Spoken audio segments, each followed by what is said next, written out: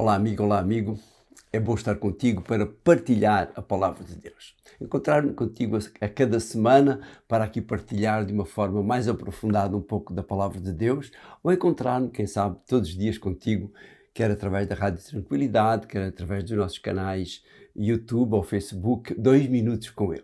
E assim podermos juntos aprender cada dia um pouquinho mais da palavra de Deus, das promessas de Deus, do consolo que Deus nos dá, do conforto que Deus nos dá. E esta semana nós vamos ver aquilo que Jesus sofreu, aquilo que Ele teve que enfrentar por amor a cada ser humano.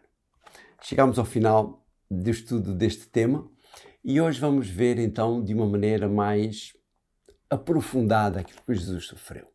E eu espero do fundo do coração que o tema que estudamos ao longo destas 13 semanas te possa ter ajudado para enfrentar de outro modo as dificuldades quer na tua vida pessoal, quer na tua vida espiritual. Semana passada vimos o que precisamos de fazer se queremos realmente fazer a vontade de Deus.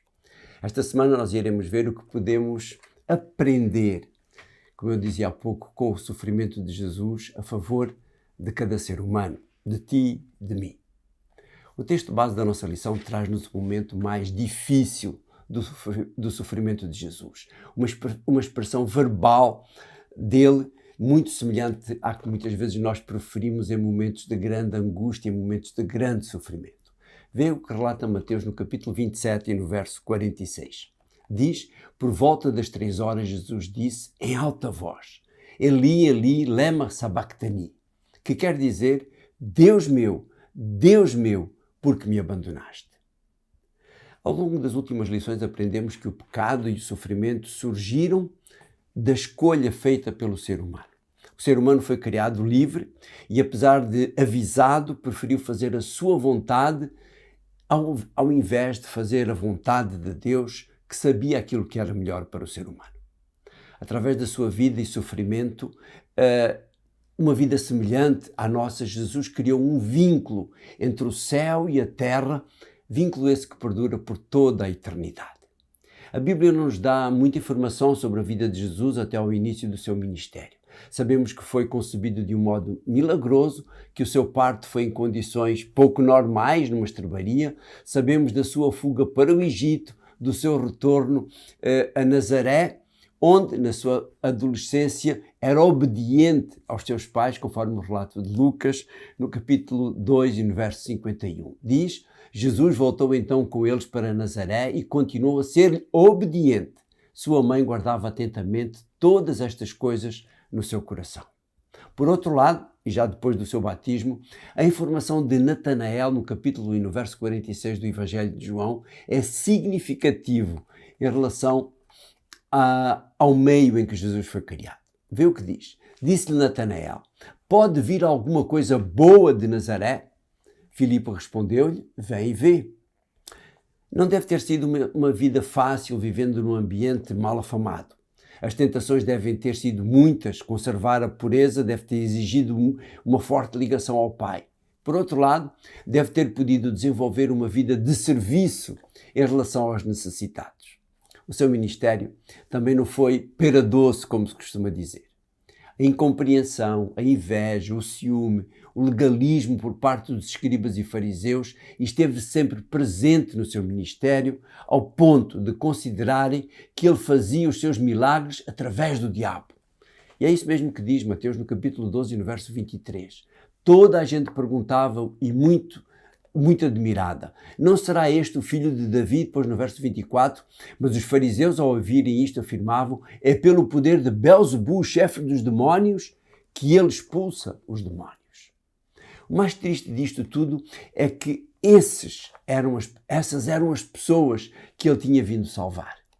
Podes imaginar o sofrimento acrescido que isto causava no Senhor Jesus? Foi por isso que Jesus, ao contemplar Jerusalém, chorou e foi levado a dizer aquilo que é relatado também em Mateus, no capítulo 23 e no verso 37. Jesus continuou, ó Jerusalém, Jerusalém, matas os profetas e apedrejas os mensageiros de Deus que Deus te envia. Quantas vezes eu quis quis juntar os teus habitantes como uma galinha junta os pintainhos debaixo das suas asas, mas tu não quisestes. Quando mais tarde olhamos para o que acontece nos momentos que antecedem a crucifixão e o que acontece durante a crucifixão mesmo, parece que esse sofrimento, esse cadinho, foi como que a preparação para aquilo que haveria de vir. O sofrimento pela rejeição por parte da humanidade, sua contemporânea, somou-se o sofrimento por sentir que não conseguiria suportar o que estava para vir e o medo de falhar, colocando em risco a salvação de toda a humanidade. Ele, que tinha passado a vida a interceder pela humanidade, como que precisava agora de quem intercedesse por ele. É por isso que ele faz o pedido que faz aos seus discípulos, que, conforme aquilo que está relatado em Marcos, no capítulo 14 e no verso 34, onde ele diz: depois exclamou, sinto uma tristeza de morte, fiquem aí e mantenham-se vigilantes. Depois, nos versos 35 e 36, estes versos mostram a sua angústia expressa em palavras na sua oração. Diz no verso 35, foi um pouco mais adiante e caindo por terra, pedia muito a Deus que, se fosse possível, o livrasse da hora do sofrimento. E depois no verso 36, dizia assim: ó Pai, tudo te é possível, afasta de mim este cálice de amargura. No entanto, não se faça a minha vontade, mas sim a tua. Estes momentos foram momentos de angústia mental, ao ponto de os vasos capilares da sua fronte se romperem e ele como que suasse sangue. Momentos mais tarde, ele adicionado o sofrimento físico àquele sofrimento mental. Ele, que a todos amou, a muitos curou, a outros perdoou, a outros deu de comer, ele é agora insultado, cuspido, chicoteado com um chicote de pontas de ferro, tem uma coroa de espinhos enterrada na cabeça. Como se isso não bastasse, é julgado e equiparado a um bandido e trocado por este bandido e posteriormente é crucificado. A crucificação era uma das mortes mais horrendas utilizadas pelos romanos. A pessoa era pendurada nua na cruz, depois de ter carregado a parte horizontal, onde era amarrado e pregado. A morte acontecia por asfixia, ou a pessoa não aguentar mais e deixar que o diafragma lhe comprimisse os pulmões, deixando de poder respirar. Este sofrimento demorava horas. Por isso os soldados quebraram as pernas dos ladrões naquela sexta-feira antes do pôr do sol. A angústia e o sofrimento a que Jesus foi sujeito foi de tal modo grande que poucos momentos depois de ser crucificado, ele expirou e nem foi preciso quebrar-lhe as pernas como aconteceu com os dois ladrões. Ao Jesus pronunciar as palavras está consumado e expirar, a natureza como que entrou em convulsão perante o sofrimento e morte do seu Criador. Mateus relata isso no capítulo 27, nos versos 45, 51 e 52, onde ele diz: a partir do meio-dia toda a terra ficou na escuridão até às 3 horas da tarde. Naquele momento, a cortina do templo rasgou-se ao meio, de alto a baixo. A terra tremeu e as rochas estalaram. Depois, no verso 52, os túmulos abriram-se e muitos dos justos falecidos ressuscitaram. Jesus sofreu as consequências do pecado da humanidade. Muito mais do que cada ser humano pode sofrer como consequência pelo seu pecado. Perante isto, só podemos ser gratos a Ele. E a melhor forma de demonstrar essa gratidão é fazendo a sua vontade, aceitando os seus conselhos que nos aproximam mais e mais dele. Ao olharmos e meditarmos sobre esse sofrimento, nós podemos compreender quanto foi feito por nós e podemos ter a certeza que o que está reservado para nós é exatamente aquilo que nos foi prometido. Vê a descrição sublime que Ellen White faz sobre o modo como Jesus olhou para o seu sofrimento e para a sua morte por cada um de nós. Diz ela, 3 vezes proferiu esta oração. 3 vezes a sua humanidade recuou perante o derradeiro e supremo sacrifício. Surge então a história da raça humana diante do Redentor do mundo. Vê que os transgressores da lei, se forem deixados entregues a si mesmos, têm de parecer. Vê o desamparo do homem, vê o poder do pecado. As aflições e lamentações de um mundo condenado erguem-se perante ele. Contempla a sorte iminente dele e decide-se. Salvará o homem, custe o que custar, da sua parte. Aceita o seu batismo de sangue para que por meio dele milhões de pessoas a perecer tenham acesso à vida eterna.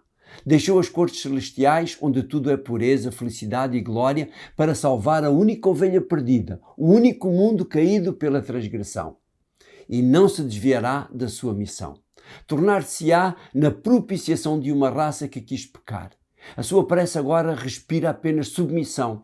Se este cálice não pode passar diante de mim sem eu beber, faça-se a tua vontade. Que mais dizer? Que são os nossos sofrimentos comparados com aquilo que Jesus sofreu. Aquilo que Jesus sofreu por mim, aquilo que Jesus sofreu por ti. Eu tenho a certeza, prezado amigo, prezada amiga, que ao terminar desta forma magnificente este trimestre, estes 3 meses em que falamos sobre sofrimento, ao olharmos para o sofrimento de Jesus, tu vais olhar para os teus sofrimentos e vais dizer: obrigado, Senhor, porque eles não são de maneira nenhuma semelhantes àquilo que o Senhor Jesus sofreu. Querido Deus, obrigado. Querido Jesus, obrigado porque tu sofreste por nós. Obrigado porque vieste sofrer aqui nesta terra para nos poderes dar aquilo que tu tinhas antes de vir aqui a esta terra. Abençoa esta amiga, abençoa este amigo, para que eles possam compreender também esse grande amor e sintam o desejo de fazer mais e mais a tua vontade para um dia, todos juntos, podermos viver ao teu lado para a eternidade. Te agradecemos isto, no nome santo de Jesus, o nosso Salvador. Amém. E a partir da semana que vem nós vamos virar o nosso trimensário, o nosso guia de estudos, e vamos falar sobre um outro tema. Um tema que é um dos temas mais desafiadores para o ser humano: a morte. Ninguém foi criado para viver, para morrer. Todos fomos criados para viver eternamente. Foi assim que o Senhor nos criou. Mas, infelizmente, veio o pecado, e com o pecado veio a morte e a tristeza. Mas Deus tem algo reservado para cada ser humano que aceitar fazer a sua vontade. E é isso que nós iremos estudar durante os próximos 3 meses, a partir do início de outubro. Um abraço e até à semana que vem para estudarmos este tema e continuarmos a estudar, acima de tudo, a Palavra de Deus.